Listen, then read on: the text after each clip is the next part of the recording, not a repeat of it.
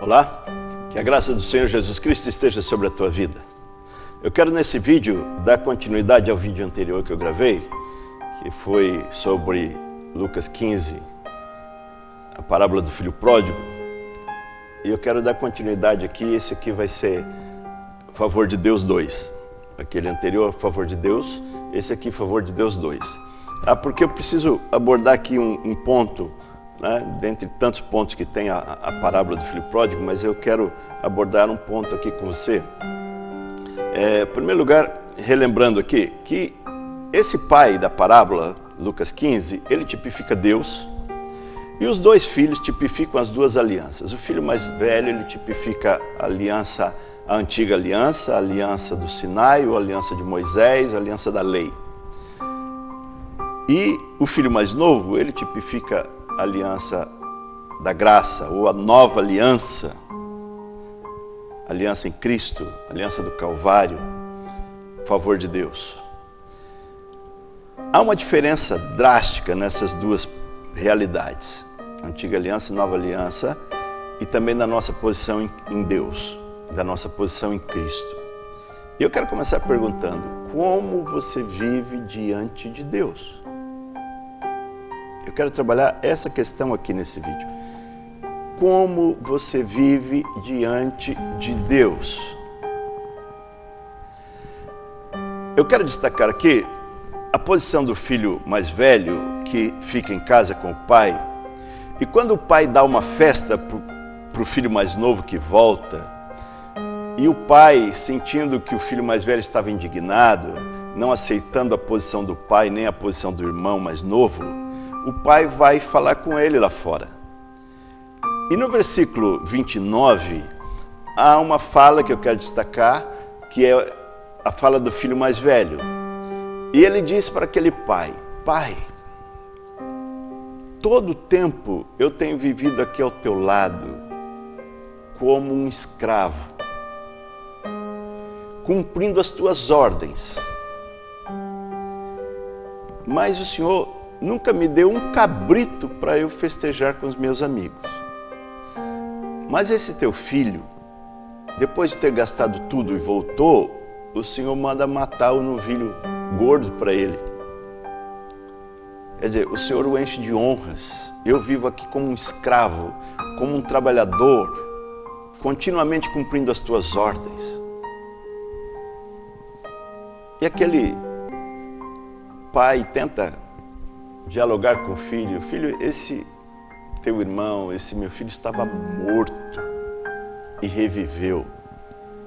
Como eu disse, o filho mais velho tipifica a aliança da lei e o filho mais novo tipifica a aliança da graça. Essa palavra do pai, esse meu filho estava morto, o apóstolo Paulo, quando ele escreve a carta aos Romanos, capítulo 2, no versículo 1, ele diz: Vós que estáveis mortos em vossos delitos e pecados.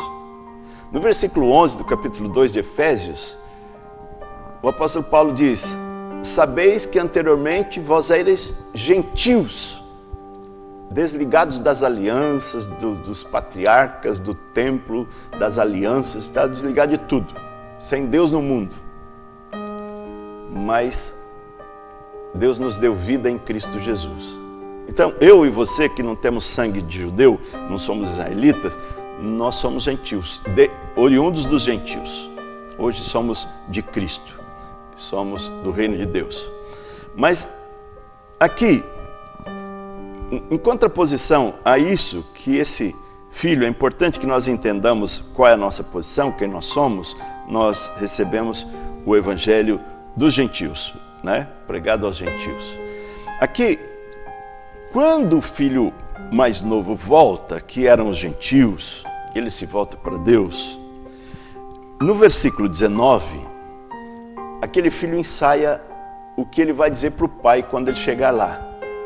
E no versículo 21, tem a prática, ele coloca em execução o que ele planejou. Então, quando ele chega e o pai o abraça, ele diz: Pai, pequei contra o céu e contra ti. Já não sou digno de ser chamado teu filho. trata-me como um dos teus trabalhadores. Faça-me um dos teus empregados, dos teus servos, dos teus escravos. Mas o pai, no versículo 22, diz aos servos: depressa, tragam a melhor roupa e vistam nele. Coloquem anel no seu dedo, sandálias nos seus pés. O que eu quero destacar com isso? Enquanto o filho mais velho afirma que vivia como escravo, que nunca usufruiu, nunca desfrutou da posição de filho, vivia como escravo cumprindo ordens. O filho mais novo agora volta se achando indigno de ser chamado filho, e ele diz: faça-me um dos teus trabalhadores, um dos teus servos. Mas o pai não deu ouvido àquele filho. O pai não deixou aquele filho prosseguir na sua conversa, na sua fala. Mas ele manda que rapidamente o vistam, né? Coloque ele na posição de filho, de honra. Agora veja, o que um pai sensato, um pai que pensa, um pai que ama, jamais quer é que o seu filho viva como um escravo para ele, como um servo para ele. Embora Jesus Cristo tenha trazido a graça, e ele seja a própria graça, e inaugurou a graça há mais de 2000 anos, a graça ainda não é conhecida, a graça ainda não é vivida. Muito embora se diga eu vivo pela graça, não vive pela graça, vive como servo. Eu não estou falando como crítica, mas existem pessoas que conhecem a Bíblia, conhecem a Deus, se relacionam com Deus, mas se relacionam com Deus como escravo, como servo, e ainda fazem questão, às vezes, estou falando até para a sua advertência, mude essa linguagem, né? Porque eles fazem questão de dizer: eu sou um servo do Deus vivo, eu sou uma serva do Deus Altíssimo. Sabe, esse filho disse: pai, trata-me como um dos teus servos. O pai não quis saber disso. O pai não quer filhos vivendo como servos, como escravos. O pai quer filho. Jesus, na oração que ele ensinou, a oração do Pai Nosso, ele disse: quando vocês orarem, diga: Pai Nosso que estás nos céus. Sabe, pensa comigo, seja você pai ou mãe, eu estou falando pai e mãe aqui no sentido do amor, não na posição. Eu quero que você entenda a posição de um pai e de uma mãe, se colocando na condição de Deus. Não existe coisa mais rica, mais cara, mais preciosa para um pai e uma mãe do que quando seu filho cresce, começa a crescer, começa a falar. E às vezes o pai diz: sabe qual foi a primeira coisa que meu filho disse? Pai. A primeira coisa que meu filho disse foi mãe. Sabe o que ele está falando? Pai. Porque não existe coisa mais cara do que isso. Um filho se relacionar com o pai. O pai não se agrada se a primeira palavra do filho for Senhor. Ele me respeita, ele me chama de Senhor. Não, pai, mãe. Sabe, na aliança de Cristo, na aliança da graça, na nova aliança, Deus nos fez filhos. O apóstolo Paulo, em Romanos 8,16, diz: o Espírito testifica com o nosso espírito que somos filhos. E o versículo 17 de Romanos 8 diz: e se somos filhos, somos também herdeiros, herdeiros de Deus e co-herdeiros com Cristo.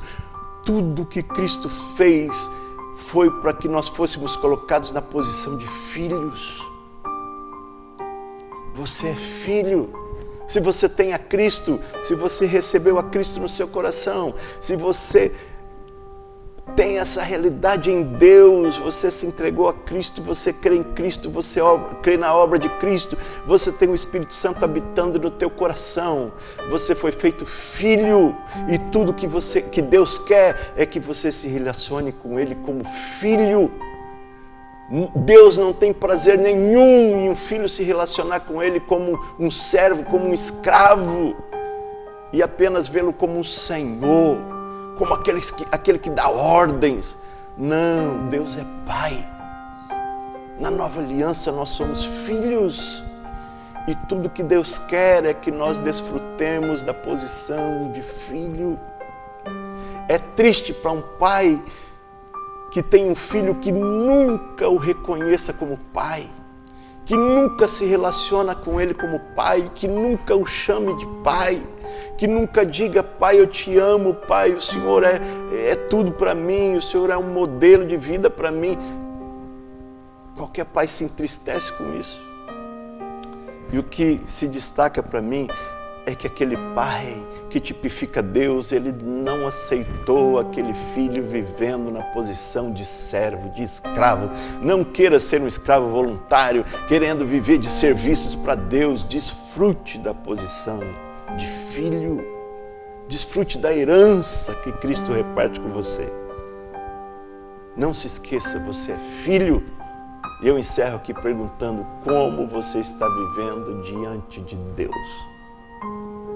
Não viva como servo, viva como filho que você é em Cristo Jesus. E que tua vida seja enriquecida e você faça parte da família de Deus. Amém.